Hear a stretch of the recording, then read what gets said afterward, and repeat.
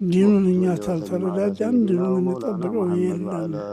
የገጠሩ ዑለማ የገጠሩ ሙተዓሊም አንደኛ የልብስ ችግር አለው፣ ሁለተኛ የኪታብ ችግር አለው። የሚቀሩት ሌሊት ቀን ነው፣ አይነግዱም፣ አያረሱም። እንደዚህ ያሉ ሙተዓሊሞች የረዳን እንደሆነ ዲኑን እንዲያገዝን ዲኑን እንዲረዳን የነቢያችንን አስሓቦች እንዲረዳን ስለሚቆጠር በተለይ እንዲህ ያሉ ሙተዓሊሞች በዒልም ላይ ላሉ ደረሶች በልብሳቸው ኪታብ በመግዛት ልብሳቸውን በማልበስ መርዳት በማስፈጠር ይሄ እንደ ጂሃድና የነቢያችንን አስሓቦች ማገዝ መርዳት እንደሆነ ስለሚቆጠር በይህ ልንበራታ ይገባል፣ ልንተዛዘን ይገባል፣ ልንተጋገዝ ይገባል።